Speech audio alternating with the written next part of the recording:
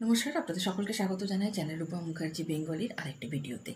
দেখুন, যেখানে বলে দেওয়া হয়েছে যে শিক্ষকদের জন্য টেট পাসটি বাধ্যতামূলক, সেখানে কিন্তু সারা ভারতে আপনি যে কোনো ভাষার ভিডিও দেখুন, সেখানে কিন্তু এই বিষয়টি নিয়ে আলোচনা চলছে।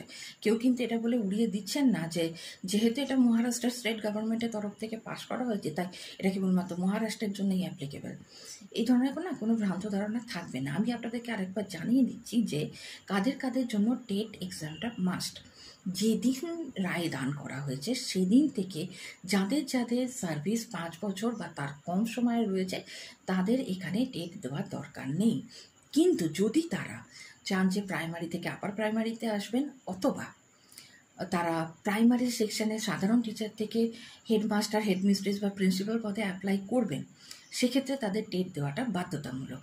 এবার যারা প্রাইমারি থেকে আপার প্রাইমারিতে প্রমোটেড হয়ে এসেছেন তাদের ক্ষেত্রে কি টেট বাধ্যতামূলক? হ্যাঁ, দিতে তো হবে, পরীক্ষা তো দিতেই হবে। কিন্তু যেমন ধরুন সিটেটের দুটো পেপার রয়েছে, হ্যাঁ, সে আপনি চাইলে সিটেটও দিতে পারেন, আপনি চাইলে স্টেট লেভেলের টেটও দিতে পারেন, এটা আপনার উপরে ডিপেন্ড করছে। এবার দেখুন, যারা সিটেট পেয়ে রয়েছেন এবং যারা প্রাইমারি থেকে আপার প্রাইমারিতে বদলি হয়ে গিয়েছিলেন, তারা যদি পেপার 1 পাস করেন, পেপার 2 পাস করতে না পারেন, সেক্ষেত্রে তাদের কিন্তু প্রাইমারিতে ফেরত পাঠিয়ে দেওয়া হবে, মাইনে দেওয়া হবে আপার প্রাইমারির মতো।